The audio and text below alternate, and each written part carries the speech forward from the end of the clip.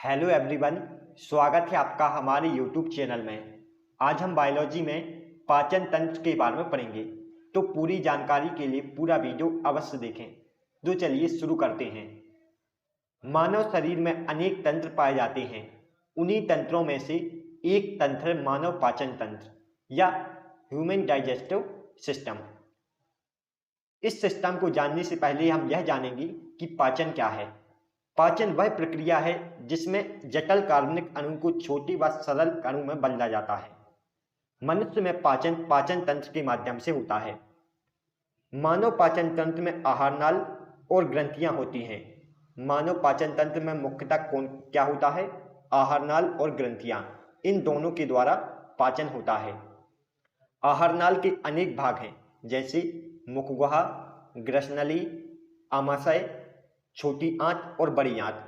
और पाचक ग्रंथि के भी अनेक भाग हैं, जैसे लार ग्रंथि, जठर ग्रंथि, यकृत, अन्नाशय और आंत ग्रंथि। इन सभी को डिटेल से हम आगे जानेंगे।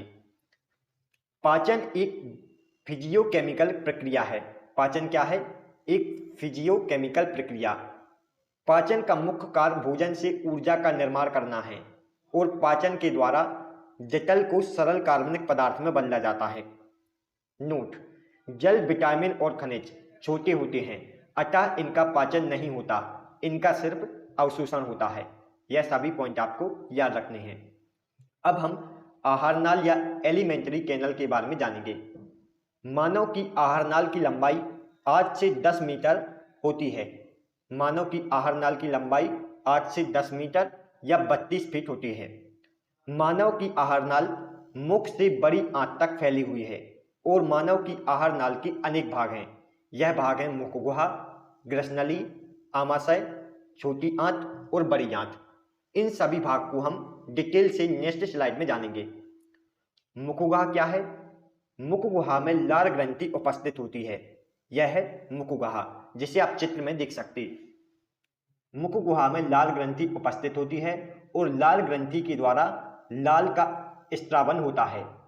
लार का पीएच मान 6 से 8 के बीच होता है। लार का पीएच मान कितना होता है? 6 से 8 के बीच।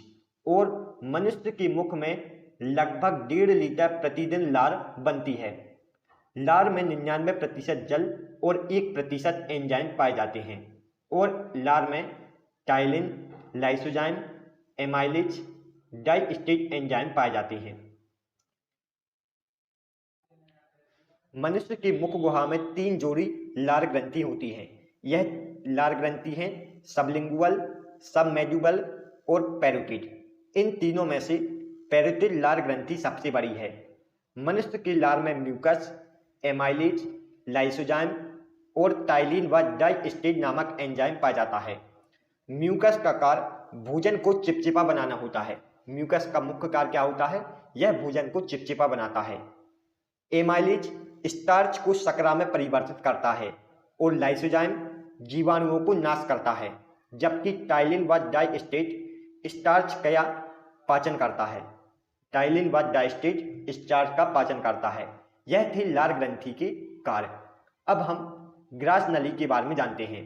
ग्रास नली या फार्निक्स, यह लगभग 25 सेंटीमीटर लंबी होती है और ग्रास नली में भोजन का पाचन नहीं होता है। आहार नाल के किस भाग में भोजन का पाचन नहीं होता है? ग्रास नली में। ग्रास नली में भोजन को ढकेलने के लिए क्रमानुकुंचन होता है। ग्रास नली में भोजन को ढकेलने के लिए क्या होता है? क्रमानुकुंचन। और ग्रास नली के बाद भोजन को बोलस कहते हैं। ग्रास नली के बाद जो भी भोजन पेट में पहुंच जाता है उसे क्या कहते हैं? बोलस। अब हम आमाशय के बारे में जानेंगे। आमाशय का आकार जी के समान है और आमाशय में जठर ग्रंथि पाई जाती है। इस जठर ग्रंथि से जठर रस का स्त्रावन होता है और भोजन लगभग आमाशय में 4 घंटे तक उपस्थित रहता है। आमाशय के 3 भाग होते हैं। यह भाग है कार्डियक, फंडिक और फाइलोरिक। आमाशय के 3 भाग कौन कौन से हैं? कार्डियक, फंडिक और फाइलोरिक। इन तीनों भागों को हम डिटेल से जानेंगे। कार्डियक मनुष्य के आमाशय का ऊपरी भाग है। इसमें HCl का निर्माण होता है।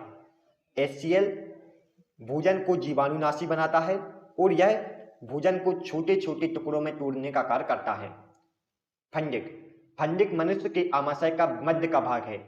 इसमें कांटे नुमा रूजी पाए जाते हैं और भूखे रहने पर यह हमें चुभन महसूस कराते हैं। फंडिक में कांटे नुमा रूजी पाए जाते हैं और यह भूखा रहने पर पेट में चुभन महसूस कराते हैं और यह भोजन को रोकने का कार्य करते हैं। मनुष्य के आमाशय का तीसरा भाग है फाइलोरिक। फाइलोरिक सबसे निचला भाग है और इसमें जठर ग्रंथि पाई जाती है। जठर ग्रंथि जठर रस का स्त्रावन करती है। जठर रस में कौन कौन से अवयव होते हैं? जठर रस में HCl, पेप्सिन, रेनिन नामक एंजाइम पाए जाते हैं। HCl जीवाणु का नाश करता है और HCl का उत्सर्जन ऑक्सिंटिक या पैरासाइकिल कोशिका द्वारा होता है। पेप्सिन प्रोटीन को सरल पदार्थों में तोड़ने का काम करता है। पेप्सिन प्रोटीन को पेप्टोन्स में तोड़ देता है, जबकि रेनिन दूध में घुली प्रोटीन को तोड़ने का काम करता है। रेनिन कैसिजेन नामक प्रोटीन को कैल्शियम पैराकैसिनेट में बदल देता है। यह सभी आपको याद रखना है। अब हम अन्नाशय के बारे में जानेंगे। अन्नाशय सी के आकार का समान होता है। अन्नाशय शरीर की दूसरी सबसे बड़ी ग्रंथि होती है और यह सिक्रेटिन द्वारा उत्तेजित होता है। जो हमारा अन्नाशय या पैनक्रियास है, यह सिक्रेटिन द्वारा उत्तेजित होता है। अन्नाशय अन्याशयी रस का उत्सर्जन करता है और इस रस को पूर्ण पाचक रस भी कहा जाता है। अन्नाशय रस को पूर्ण पाचक रस कहा जाता है और यह क्षारीय प्रवृत्ति का होता है। अन्नाशयी रस में ट्रिप्सिन, लाइपेज और एमाइलेज नामक एंजाइम पाए जाते हैं। ट्रिप्सिन प्रोटीन को अमीनो एसिड में, फैट को फैटी एसिड व ग्लिसरीन में और एमाइलेज को कार्बोहाइड्रेट एमाइलेज एंजाइम कार्बोहाइड्रेट को ग्लूकोज में परिवर्तित करता है। यह थे अन्नाशयी रस के कार्य। अब हम लीवर के बारे में जानेंगे। लीवर भी पाचन क्रिया में मदद करता है। लीवर मनुष्य के शरीर की सबसे बड़ी ग्रंथि होती है और इसका वजन लगभग 1.5 से 2 किलो होता है। लीवर पित्त रस का स्त्रावन करती है और यह आंत में एंजाइम की क्रिया को तेज करने का कार्य करता है। लीवर में ही आरबीसी की मृत्यु होती है। आरबीसी की मृत्यु कहाँ होती है? लीवर में। शरीर के ताप को बनाए रखने का कार्य भी लीवर करता है। हेपरिन नामक प्रोटीन का उत्पादन भी लीवर के द्वारा होता है। हेपरिन मनुष्य के शरीर में रक्त को जमने से रोकता है और फाइब्रोजिन नामक प्रोटीन का उत्पादन भी लीवर में होता है। फाइब्रोजिन प्रोटीन रक्त के थक्का बनने में मदद करता है। हेपरिन शरीर के रक्त को जमने से रोकता है, जबकि फाइब्रोजिन रक्त के थक्का बनने में मदद करता है। लीवर कार्बोहाइड्रेट उपापचय के अंतर्गत ग्लूकोज को ग्लाइकोजेन में परिवर्तित करता है। यह सभी पॉइंट आपको लीवर या यकृत के बारे में याद रखना है।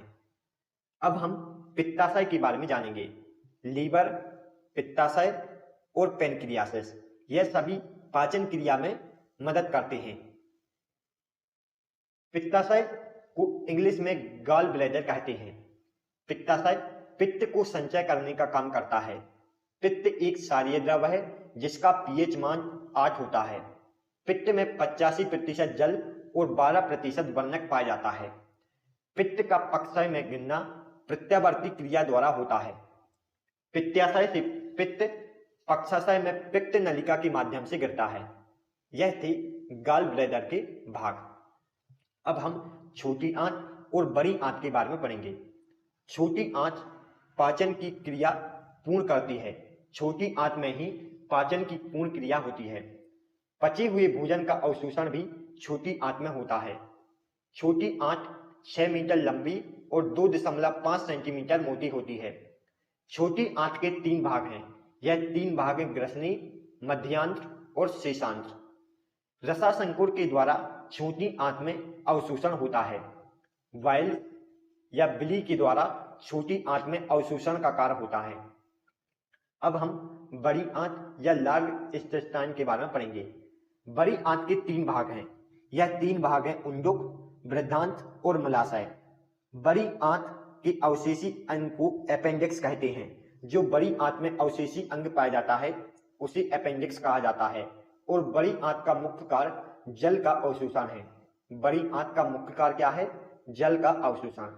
यह थे पाचन क्रिया के अंग। अब हम पाचन के चरणों को पढ़ लेते हैं। पाचन के 5 चरण हैं। यह है अंतःग्रहण, दूसरा है पाचन, तीसरा है अवशोषण, चौथा है स्वांगीकरण और 5वां है परित्याग। अंतःग्रहण के अंतर्गत मानव भोजन को अपने अंदर लेता है। पाचन के द्वारा भोजन को मनुष्य छोटे छोटे टुकड़ों में तोड़ता है। अवशोषण के द्वारा हमारी कोशिकाओं द्वारा भोजन को एब्जॉर्ब किया जाता है। स्वांगीकरण द्वारा कोशिका द्वारा इस भोजन का उपयोग लाया जाता है और परित्याग के द्वारा अनवेस्टेड फूड को बाहर निकाला जाता है। यह है पाचन के 5 अंग जो आपको याद रखने हैं। Thanks for watching.